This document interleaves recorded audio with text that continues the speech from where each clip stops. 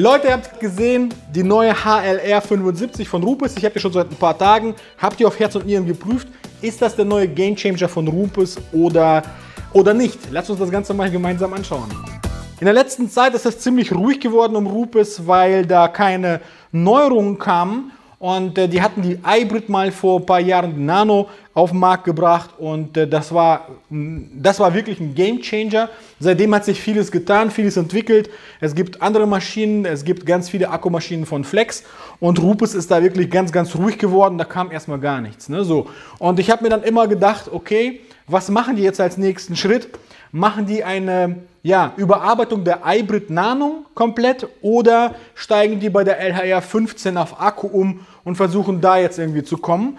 Es war klar, dass es eine Lücke gibt bei den 75er Maschinen, bei den 75 mm Maschinen, aber diese 75 mm Maschinen sind meiner Meinung nach nicht so derbe nachgefragt wie die größeren Maschinen oder wie die Nano-Maschinen oder wie die kleinen Mini-Polierer halt. Deswegen bin ich also wirklich überrascht worden, weil als die Maschine dann kam, dass es eine 75er ist. Und ich finde es richtig geil, weil damit auch die Lücke geschlossen wird und endlich eine Maschine gibt, die 75 kann und dann mit Akku angetrieben wird. Die Kunst bei der 75 mm Maschine mit Akku ist, das Ganze so klein wie möglich zu bauen, und das hier ist wirklich sehr, sehr kompakt. Also die ganze Maschine befindet sich quasi hier in diesem Bereich. Hier haben wir noch die Knöpfe, ne, und den Starterknopf, und hier ist der Akku drin. Wenn ich den einmal rausziehe, dann seht ihr, dass es komplett hohl ist hier drin. Hier ist also gar nichts bis hierhin. Also die ganze 75 mm Maschine wurde hier so quasi in die Hand gepackt und gepresst. Und das ist wirklich eine geile Arbeit, die da gemacht wurde. Und sehr, sehr ungewöhnliches Design. Wenn ich meine eigene subjektive Meinung abgeben darf hier, ich finde das Design sehr, sehr hässlich. Muss ich leider so sagen. Also es ist sehr ungewöhnlich. Ich finde das gut, dass was Neues gebaut wird. Also dass nicht einfach nur stumpf wie die anderen Maschinen gebaut werden. Aber ich finde das Design jetzt, also ich finde die Maschine jetzt nicht schön. Aber was natürlich nichts heißt, sondern was zählt ist, wie poliert die Maschine, wie ist die Maschine in der Handhabung und so weiter. Und das gucken wir uns mal an. Und als erstes will ich gerne auf den Motor eingehen. Das ist ein Motor mit einem Exzentergetriebe, und zwar freilaufende Exzentergetriebe, und zwar 3000 bis 5500 Umdrehungen schafft der Motor und läuft mit, Gott sei Dank, mit 18 Volt Akkus. Das sind diese Dinger hier, und man sieht auch hier schon 18 Volt. Man sieht hier, das besteht aus 5 Akkuzellen. Das heißt, jede Akkuzelle gibt 3,6 Volt und insgesamt sind das ja 5 Stück. Dann kommen wir auf 18 Volt. Das ist übrigens genau dieselbe Power wie auch bei anderen Herstellern, die dir zum Beispiel 20 Volt angeben an Spannung, weil die einfach 3,6 aufrunden auf 4 Volt und dann 4 mal 5, 20 Volt. Kann man machen, ist aber, naja, ne? Also wenn ihr seht, irgendwelche anderen Maschinen laufen mit 20 Volt Akkus, das ist dieselbe Spannung. Hier kann man das Ganze draufdrücken und kann man das Ganze hier nochmal gucken, wie der Akkustand ist, obwohl das gar nirgendwo angeschlossen ist. Ne? Also das ist jetzt schon gang und gäbe, das ist schon irgendwie so ein Standard. Und 2,5 Ampere-Stunden Lithium-Ionen-Akku. Ne? 2,5 Ampere-Stunden, 2 Stück sind in der Packung mit enthalten, zusammen mit dem Ladegerät. Ne? So, und ich würde auch nicht empfehlen, die Maschine einzeln zu kaufen, ohne alles, nackt. Ich weiß nicht, ob es das geben wird, dass die Maschine nackt zu verkaufen. Wahrscheinlich schon, weil das so aus dem Pro-Bereich ist. Vielleicht polieren da welche mit 2 Maschinen und haben dann genug Akkus da. Aber ich würde dann empfehlen, für die Leute, die das kaufen wollen, sich das Ganze inklusive 2 Akkus und einem Ladegerät zu holen. 18 Volt Power, das ist wirklich super gut für den 75 mm Teller.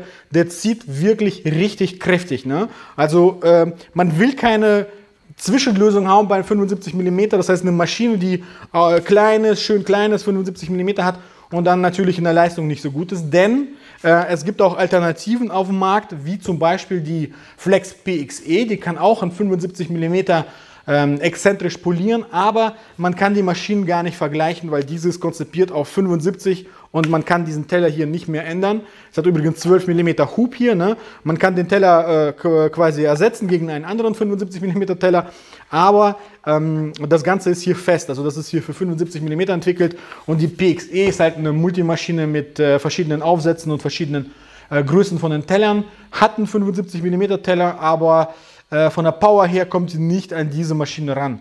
Ich werde noch mal ein Video machen mit einem Vergleich, diese hier mit der PXE, ob sich, wenn sich überhaupt vergleichen lässt, ne? Weil wie gesagt, ich finde, das hier ist eine andere Kategorie der Maschine. Aber machen wir trotzdem mal so ein Video, wenn ihr das nicht verpassen wollt, abonniert den Kanal. Und ja, mit der Maschine habe ich schon einiges poliert, ne? Und was sind die Vorteile? Die Hauptvorteile der Maschine habe ich eigentlich schon aufgezählt. Also es ist die kompaktes Design. Und dann 18 Volt Akkus und jede Menge Power. Ein weiterer Riesenvorteil bei der Maschine ist, hört euch das mal an, das ist Stufe 5. Ich mache die Maschine an. Das ist einfach traumhaft von der Geräuschkulisse, was da Rupes sich geleistet hat. Also es ist wirklich, die entwickeln ja die Motoren selbst und so weiter. Und da wurde die Materialwahl also wirklich extrem gut vorgenommen, dass die Maschine wirklich extrem leise ist. Es ist nicht zu vergleichen mit der kabelgebundenen, wo schon ja, Gehörschutz Pflicht ist. Bei dieser Maschine hier, die ist extrem leise. Das ist wirklich saugeil. Wenn ich auf Stufe 3 gehe,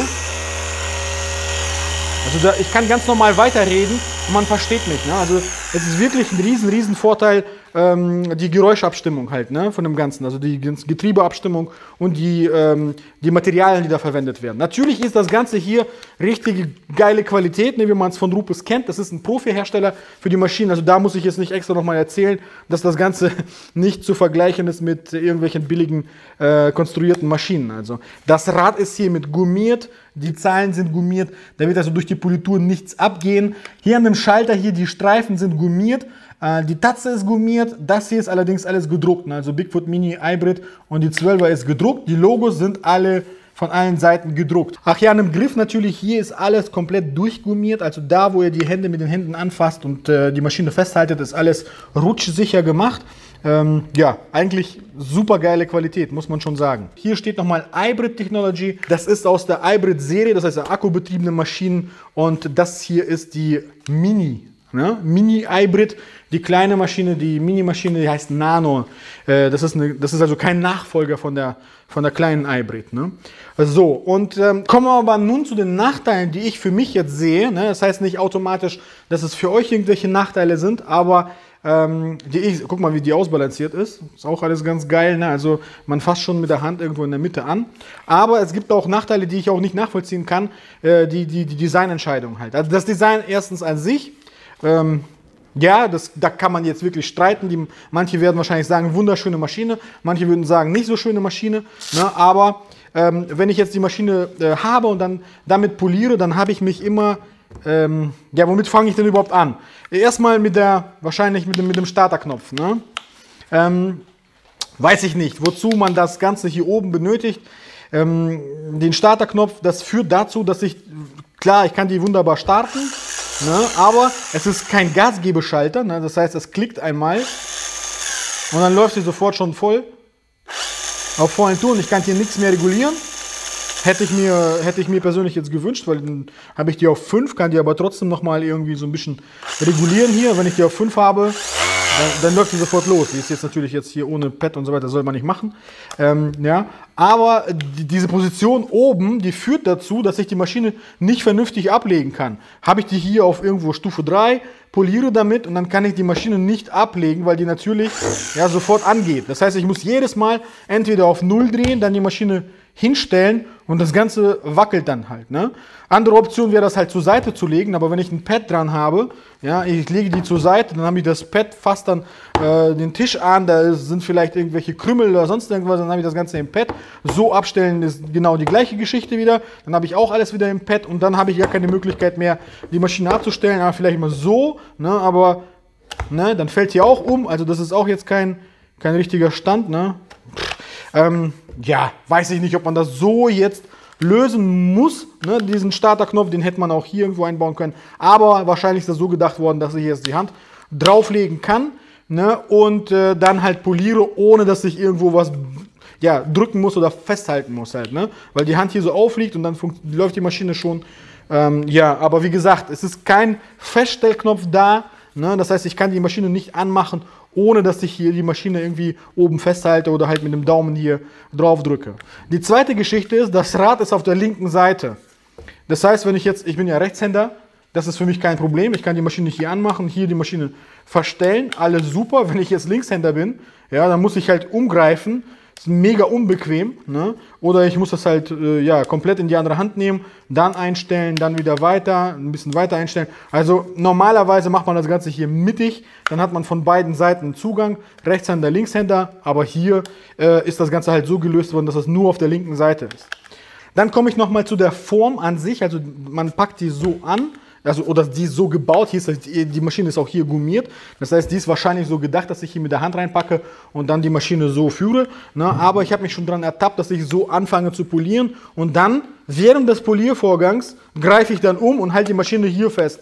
Ne? So, weil ich das irgendwie, weiß ich nicht, natürlicher finde. Also ich finde das jetzt so geneigt, die Hand, weiß ich nicht, ob das ergonomisch ist oder sein soll oder vielleicht meine Hand nicht angepasst ist an normale ergonomische Hände, aber die wenigste Zeit habe ich so poliert jetzt. Ne? So, also entweder, weil ich muss das hier mit dem Daumen immer festhalten, ich kann das ja nicht irgendwie festklemmen, ne? Dann habe ich das halt so poliert, so. Ne? Ja, weiß ich nicht, ob es dann die Form sein muss, wenn man sowieso nicht die Maschine so hält. Nichtsdestotrotz gewöhnt man sich jetzt an die ganze Bedienung und so weiter und dann irgendwann hat man es drauf. Und ich denke mal, wenn man jetzt ein bisschen länger poliert, dann geht das halt über in die Hand und dann denkt man gar nicht darüber nach. Entweder poliert ihr so oder so. Wobei zu der Bedienung muss man natürlich sagen, dass nach einiger Zeit gewöhnt man sich an alles Mögliche. Ne? Und ich denke mal, wenn man lang genug damit poliert, dann geht es über, dann findet man schon seine korrekte Position. Wo man aufpassen muss, ist natürlich, wenn man jetzt hier umgreift, das ist noch okay, aber wenn ich jetzt hier unten die Maschine irgendwo festhalte, dann stopfe ich hier die Lüftungslöcher zu, ne? Und dann kann die Maschine nicht vernünftig kühlen, deswegen muss man so ein bisschen aufpassen, dass man hier oben dran bleibt. Ne? Was noch ein bisschen ungewöhnlich ist der höhere Aufbau. Wenn ich die Maschinen jetzt hier nebeneinander habe, dass der Kopf um einiges höher ist, ne? Aber auch da ist wie beim neuen Fahrzeug halt was länger ist oder so. Am Anfang ist das ungewöhnlich, aber dann gewöhnt man sich recht schnell an diese Bauweise. Ja, für wen ist die Maschine? Also ganz klar, Rupes geht da ganz klar auf die Profinutzer, die sehr gerne mit einem 75 mm Teller polieren.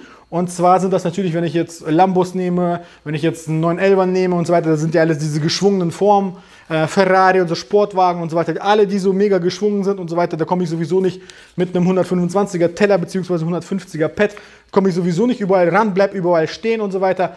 Viele von den Detailern, die solche Fahrzeuge machen, polieren halt den ganzen Wagen quasi mit einem 75 mm Teller und auf diese Leute zielt natürlich das hier ab.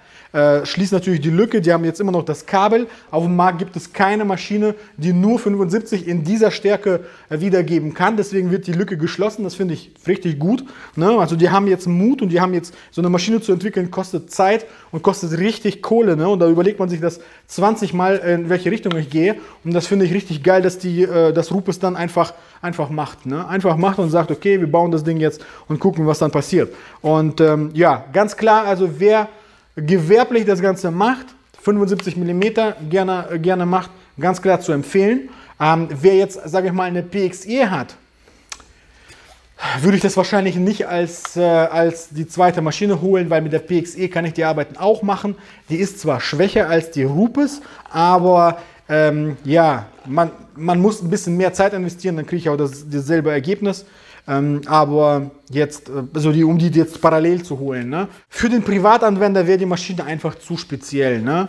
Auch vom Kostenfaktor her, weil nur 75, ihr könnt hier nichts anderes dran machen. Man kann natürlich jetzt solche Pads nehmen, dann haben wir hier 75 und dann geht man halt auf 90 mm über und dann hat man eine Polierfläche von 90 mm, was auch richtig geil ist. Ne? Und, aber für Privatanwender diese Maschine zu holen, wäre wahrscheinlich ein Overkill, zu speziell. Also ganz klar gewerbliche Nutzer, ganz klar Nutzer, die überwiegend oder sehr gern mit 75 polieren. Auch wenn die eine PXE haben, ja, würde ich die PXE auch einsetzen halt für die kleinen Geschichten und wenn ich überwiegend mit der 75 mm poliere, dann würde ich mir die schon holen, wenn mehr Power gewünscht ist und kein Kabel gewollt ist. Tja, jetzt würde mich gerne interessieren, was sagt ihr zu diesem Design? Gefällt euch das Ganze? Findet ihr das schick oder sagt ihr nicht so? Oder welche Features findet ihr an der Maschine geil oder habt ihr da irgendwelche Fragen? Würde ich euch sehr gerne beantworten. Schreibt es einfach unten in die Kommentare. Und ja, danke, dass ihr zugeschaut habt. Demnächst der Vergleich PXE gegen die HLR 75.